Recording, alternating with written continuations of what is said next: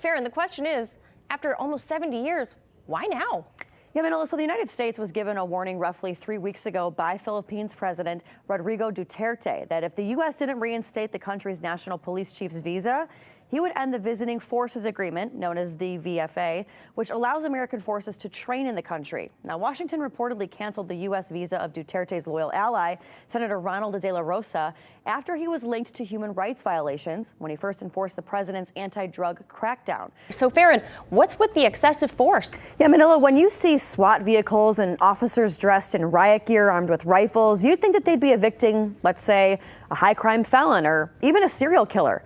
But no, the Alameda County Sheriff's deputies were there to evict 3 homeless mothers living in an abandoned home. Is joining us in studio with more on these surprising new numbers. Faran, what's going on? Yeah, Manila, so the annual Stockholm International Peace Research Institute report comes out every single year. Now, when it comes to the world's top arms producers, China has always come in at number 6. So it's pretty profound that this report now is China at number 2. Now, in the past, there was a lack of transparency when it came to Chinese arm producing companies, making it difficult to get hard numbers since they're all state-owned. Well, China has always imported its weapons from Russia and Ukraine, but now this report found that China has steadily built a massive military arsenal, and the country will no longer buy its weapons from others. Rather, China will build their own and sell them too. How is it related to this variant story or mutation story that everybody seems to be talking about? Well, so Rick, January was actually the deadliest month in the United States when it comes to just regular COVID, with more than 93,000 deaths. Pretty shocking. But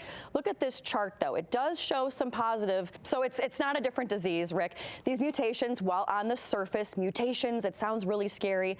It's not. We see this in a number of different diseases. Perfect case in point, the flu. You know, we have the flu vaccine that you get every single year, and they have to keep changing the variants over and over again because the flu mutates. Actually, ever since the decision, and then with the type of reaction from protesters, many have called for Hong Kong's chief executive, Carrie Lam, to step down. But she said today that's never going to happen. It goes into effect Saturday. Now, the ban applies to all public gatherings, both unauthorized and those approved by police. Now, the ban makes the wearing of a full or partial face covering, including face paint, at public gatherings punishable by 1 year in jail. Alexa, did you get the $10 billion Pentagon contract? Her answer will be no. Amazon is feeling a bit surprised today, seeing that they're becoming a major global tech giant across the board. Now, despite pushback from Microsoft employees, the company has continued to make itself a friend to the U.S. military, having long supplied other technology to the U.S. military here and abroad. Now, it's also important to note that throughout this whole bidding process, Defense Secretary Mark Esper, he recused himself, citing a conflict of interest because his son actually works for one of the companies that originally was in this bid. A man in New York received $1.5 million in just 10 months. Another man in California, more than $500,000 in just half a year. And a man in Texas, almost $25 million at the beginning of COVID. What do they all have in common? They all filed bogus claims for unemployment insurance benefits during the COVID-19 pandemic. I'm going to begin with you. And can you take us through what you were able to see there and capture for us, what the video seems to reflect as well, that transpired last night suddenly in Philadelphia? Well, you know, Rick, if you were watching the newscast last night, literally moments before we went to air, it was the moment where protesters met with police. And we were, like you had mentioned before, we were the first network to cover this. I was right there as it all was happening, you know, especially, you know, thanks to your coverage as well. Now, I'm going to keep it simple as far as last night after we left Philadelphia. Nearly a dozen people shot last night, including a 15-year-old girl. President Donald Trump immediately offered to help Mexico after this horrific attack, but Mexican President Andrés Manuel López Obrador said on Tuesday that Mexico will resolve its own problems with the drug cartels on their own. However, Obrador did offer his condolences. Now, the United States has offered to send FBI agents to this area where these 9 Americans were killed, all to help assist with the investigation. However, drug cartels and drug lords are so heavily embedded in Mexico's political, military, and banking systems. It's widely known that in the past almost 15 years now, the war on drugs in Mexico has gotten deadlier. He's joining us live from the newsroom with more on this. Faran, it looks like hashtag bye-bye, Johnny. What happened? Yeah, hashtag you're fired, right, Manila? Well, trying to piece together, though, what really went down, it's a little foggy right now because looking at President Trump and John Bolton's tweets, he either was fired or he resigned. So, take a look yourself. Now, sources tell us tensions reached a boiling point these last few weeks, where there's reports that Bolton was actually excluded from meetings about the war in Afghanistan, something that has a national security advisor front and center on. Now, Bolton is the former ambassador to the UN and the 27th National Security Advisor of the United States. The Pentagon says that this is a diplomatic move the U.S. has taken in the past couple of weeks to diffuse tensions with Turkey, who is a NATO ally. Now, Turkey is not happy with the United States because while we supported Syrian Kurdish fighters who helped lead the ground war against ISIS, Turkey considers them terrorists. Or are they going to be kind of shifted around from other locations, maybe in that region? Well, that's what's interesting, Manila. American military officials, they're not saying whether or not those forces are coming from the U.S. here, or which would increase the overall number of troops in Syria, or if those troops are going to be moved around, creating an imbalance with forces that are already on counterterrorism missions there. Now, before, only employees in the Department of Defense were given that benefit. But two Democrats are still not happy with the bill. Senator Bernie Sanders and Congressman Ro Khanna, who called the National Defense Authorization Act, quote, a bill of astonishing moral cowardice, saying Congress should not pass this new compromised version. Sanders saying there is no pressing reason for Congress to shower Trump. Now, this bill is one of the few remaining bills still considered a must-pass piece of legislation.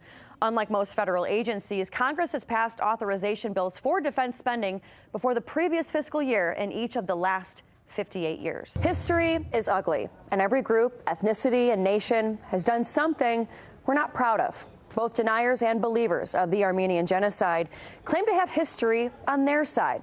So what does history say for war crimes committed against Syrian civilians there? So what exactly are these investigators reporting? Yeah, so a report by the Independent International Commission was submitted to the Human Rights Council, and it shows how the past 9 years in the war in Syria have left some parts of the country just completely destroyed. Now, the UN is currently working to get the Syrian government and its opposition to agree on rewriting a new constitution for the country, hoping that it might end this almost decade war there in Syria. Now, check out this video that's been seen all over Twitter. This is footage coming after other video was seen of protesters throwing Molotov cocktails at police. According to human rights groups, around 800 police officers, they've been injured in these protests. Around 1,600 protesters have been hospitalized. And again, Steve, at least 20 people have died. She's live at Reagan International Airport for us, where the effects of the travel ban are already being felt. Faran?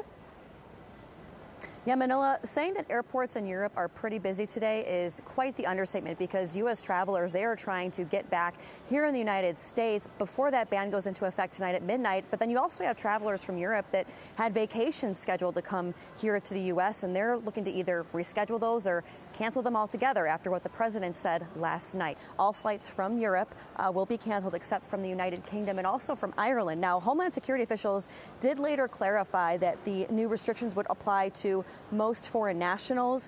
It's been pretty busy again across Europe. And we've even seen some movement here domestically with, we had a high school group here that found out this morning that their news conference was canceled and they had to rush back here to get new flights back home to South Carolina. But across Europe, again, is where we're seeing most of those hard-hit areas. Airlines across the globe are trying to help passengers who are from the United States get home as quickly as possible. And although the statement sounds pretty corny, these airlines are asking passengers to pack their patience. We are outside the 18th precinct here. This is the closest police station to where Walter Wallace was killed.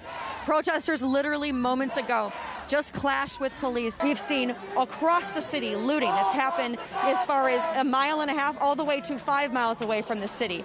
I talked to business owners earlier today who say that they saw this months ago during the George Floyd protests. However, they never imagined this in their city. One business even saying that they lost a total of $500,000. That things are starting to get a little more tense there. Describe it for us, Faran.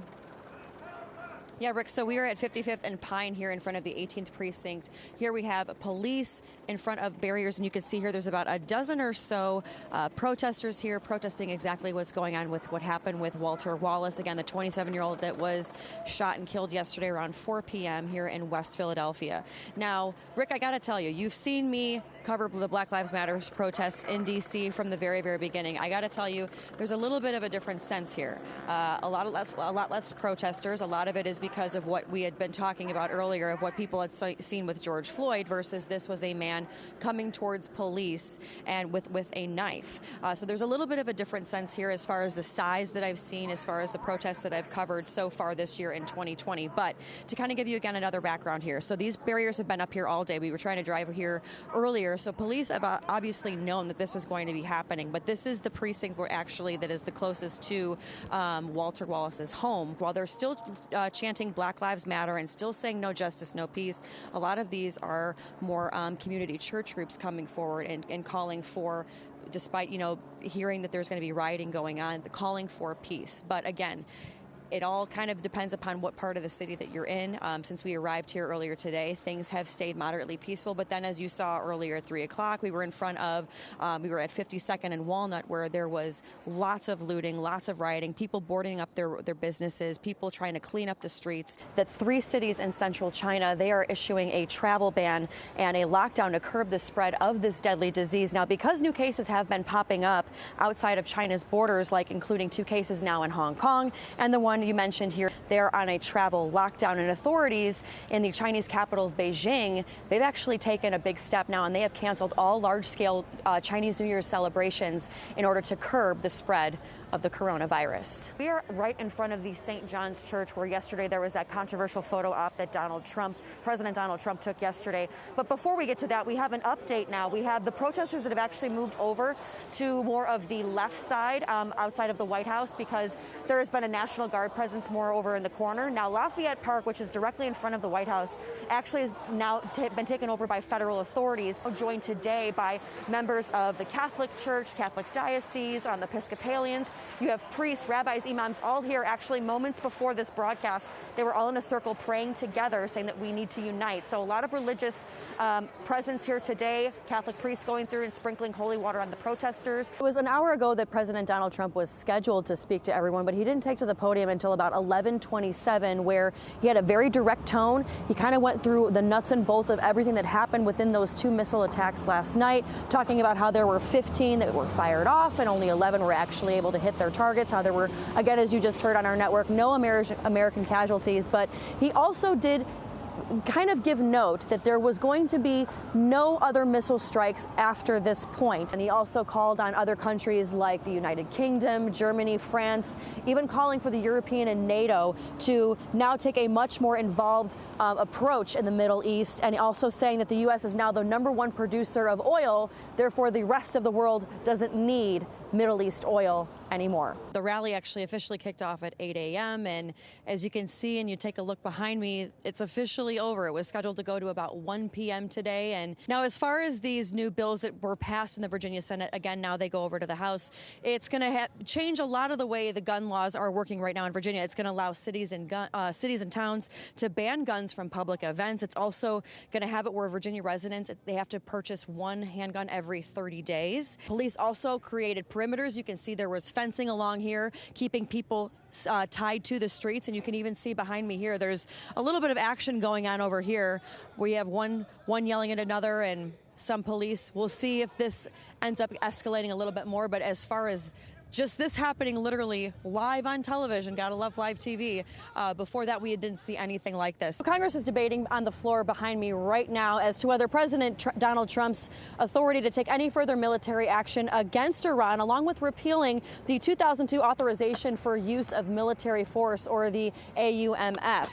Now, the vote today, if passed, would force Trump to end hostilities against Iran unless Congress gives that authorization. The Trump administration again justifies the strike that killed General Soleimani by saying that it was needed to prevent an imminent threat. Protesters started gathering at intersections like this. We're at K and 17th in downtown Washington, D.C., and you can see they're starting to open the lanes up again, but before, that intersection was completely blocked off. And these protesters say that they wanted to stop all business as usual, all in efforts to promote climate change. Now, as of this afternoon, only 26 people have been arrested, and they've been charged with blocking an intersection, and that's about as serious as the crimes will get right now. But I want you to take a look at this group behind me. Government regulators didn't find any new safety risks that they didn't already know, but in these emails, it shows kind of these shady interactions between Boeing and the Federal Aviation Administration. This is CEO Dennis Muhlenberg's first appearance on Capitol Hill ever since those two fatal Boeing 737 MAX crashes. Ironically, it's also the one-year anniversary of the Lion Air jet crash that killed all 189 souls on board. That is actually one of the biggest questions Tuesday on Capitol Hill. Why is Muhlenberg still a part of Boeing? Well, Texas Senator Ted Cruz says that that's not a government decision, that's a shareholders' decision. Chairman Wicker says that the Senate panel is determined to work with the families to get them the answers they need and also to hold those who are at fault accountable.